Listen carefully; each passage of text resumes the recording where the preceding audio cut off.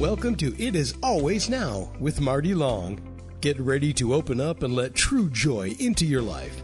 Join Marty for conversations about inclusivity and respect, the importance of curiosity, and making change happen. Your journey of exploration and discovery into the greater world around us begins now. Here's Marty. Greetings. My name is Marty Long. My goal is to encourage you to awaken curiosity. Curiosity is what keeps us seeking and finding truth and lasting joy. Today, my stepdaughter Kristen is with us. She and I share a passion for meditation, and in fact, a great deal of her Christmas list was related to items that would help her, and so she's going to share, now that she's had a little time to try some of them, share how that's working out for her. So let's get started. Kristen, how did you start meditation? How did you get interested and try doing it? I think it's been a good 5 years now since I've kind of tried to dive a little bit deeper into trying to find something that would maybe quiet my brain or open my heart to other things. I have a lot going on in here a lot of the time. So if there's anything, that I could try to do to maybe just calm that, I feel like I get anxious a lot of the time, with things that come up in life. So, just trying to try new things and hopefully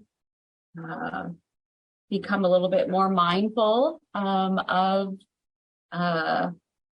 those types of things that I would like to learn more about. We always keep learning. That's the idea. Yeah, absolutely. So your first item that you're going to show us and tell us how it works for you. So one of the items that I had put on my list were Tibetan singing bowls.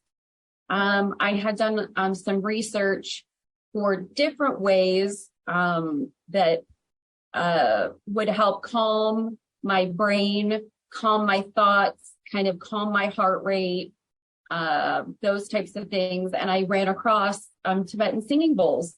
So I was curious about them. And thankfully, Dad and Miss Marty got me those for Christmas. So I've been experimenting with them. And I'll go ahead and show you kind of what they sound like and what they do. Let me just ask you a couple more questions about, because for me, I mean, so far, and I think you're further in your meditation journey than I am, I always think about sitting still. So how does this play in when you're making those movements? So where I've kind of implemented this is after I work out, I want to try to then like calm my breathing, slow my heart rate, those types of things. And so I actually this past week, after I had worked out, I used the bowls and just kind of sat cross-legged, on my yoga mat and did a couple of rounds, on the bowls. And it just kind of brought me back down into a more calm, rested, lowered heart rate kind of status. So, okay, perfect. Yeah, it was cool. And one of the things that you had said you were going to do is on each of these, like you just did, specifically say when and how you use it. Okay, so your next item? My next item that I've been kind of, again, digging, I think, more deep into is Catholicism. So I've been learning more about that faith and kind of that part of myself. Yeah, my religious kind of part. And these absolutely just beautiful rosary bead necklace that I got for Christmas. Absolutely gorgeous. And so I've been learning how to use the rosary, learning the prayers, learning how to kind of quietly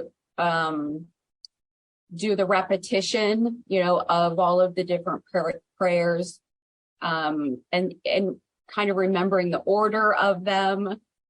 So I'm learning a lot more about the rosary, but what I have kind of enjoyed about it is how it does quiet my mind and my heart, like at the same time, which I really enjoy, that feeling that I get when I'm learning how to pray the rosary. So as you go through these repetitions, you move your fingers along the beads. Yes. So you would start at the cross and you work your way up, and then you work your way around, around the necklace part and then back down. Okay. Yeah. So I do I've started off small, with the rosary. So I try to do like a 1 Hail Mary or a 1 Our Father or a 1 Glory Be daily. Now, I'm curious because does it matter, or do you do it with your eyes open, closed? And what works best for you when it comes to opening or closing your eyes? I think it depends on if I'm trying to learn the rosary. I have this wonderful, instructions booklet that I'm going off of. So I try to open my eyes real quick just to make sure that, I'm following the order correctly. But when I am doing the 1 Hail Mary or the 1 Our Father or the 1 Glory Be, I do close my eyes for that because I kind of have that one down by now. Okay. And another thing you were going to talk about was massage. I mean, I know you don't have anything to show us, but it's something that helps you too. Yes, I really try to get as many massages as I can throughout the year. I just really like how it promotes relaxation. It releases tension. It helps empty my mind. It does help reduce my anxiety a lot. And I like that it releases kind of toxins from the body. So I try to get a massage as often as I can. Okay, one of the other types of things you were talking about was fragrances and different ways. I really like essential oils. So I try to include as many essential oils as I can throughout my day too. I have a diffuser at work that I kind of have going all day, and I can change up the smells. I can change up the oils kind of with how I'm feeling. If I need, some chamomile oil that day, or lavender or rosemary, just kind of something that again kind of helps me stay a little bit more even, and maybe not kind of spike into a stressful anxiety moment. And you might have had some others too, but the other one I knew you were going to talk about is working out, physical activity, exercise. I do. I really think that physical activity, working out, really kind of is a depression fighter.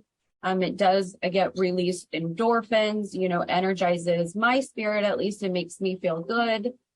Again, releases tension and stress. I really enjoy how it focuses on the rhythm of my breathing and kind of really harnesses the link between my body and my mind, for a little bit more kind of mindfulness of those activities. Now, on these different things, do you find that it helps if you have a routine, or is it something that you do when you really need it, or some of both? Routine for sure, I think, is a big key for me, at least. Mm-hmm. But if I've had a really rough day or a really stressful day, or there's just been a lot going on, I really then try to get a workout in, and it will kind of then bring me back down, to again, a more mindfulness, even keel, of those types of feelings. Really appreciate you being willing to share all of this. I've already learned some things from you. And anything else you want to add? No, well, thank you for asking me, to be a part of this. I really appreciate it. All right. And thank you for doing what you're doing and spreading the word of how to be just a more well-rounded, individual Right. and help us all through this thing called life. Yeah, we all need all the help we can get. And we're all there to help each other. Yes. I don't know about you, but I gained a number of valuable and intriguing ideas from Kristen. Things I will be trying for myself. Here are the 3 that I'm going to explore first. There are so many options. Don't be overwhelmed. Pick the ones that fit you best, your lifestyle, your time, your personal preferences. The idea is to not let it become a chore. I plan to enjoy this journey. I hope you will too. Here are the 3 things that I'm going to focus on over the next few weeks. First, I have already gone to Amazon and ordered the same Tibetan singing bowls that we got Kristen for Christmas. Don't you love her idea of using them to calm down after a workout? Now, I will confess I don't actually do heavy workouts, but I can use them after I take my walk. I will also be honest and admit that I can get a bit wound up with all the demands and nonstop activity around me. I really need to calm down before I even try to meditate. And why not use the bowls before I go to sleep at night? Item 2. Now, I am not Catholic, but I admire Kristen for taking this journey. It has been a joy to see her find something that brings her that peace of mind and heart. I will also share that when my mother passed away, I found a rosary in a sweet little zipper case. I find that it helps me to concentrate while praying if I move my fingers around the beads. I'm going to refocus and use this more often and at different times. Number 3, those essential oils. I've been hearing about them for years and have never even tried them. I started out by doing a little online research and found a wide array of fragrances and their assigned uses. I'm going to start with 3 fragrances that appeal to me and see what they do for me without any preconceived notions. This whole thing sounds kind of like wine tasting to me. Do you really taste grass and oatmeal or whatever they say you should? I don't. I do try to imagine that I do, but it never really works for me. I just drink the wine I like. If you ask me, which you did not, but I'm going to tell you anyway, our society is way too complicated. It's like we go out of our way to make everything complicated.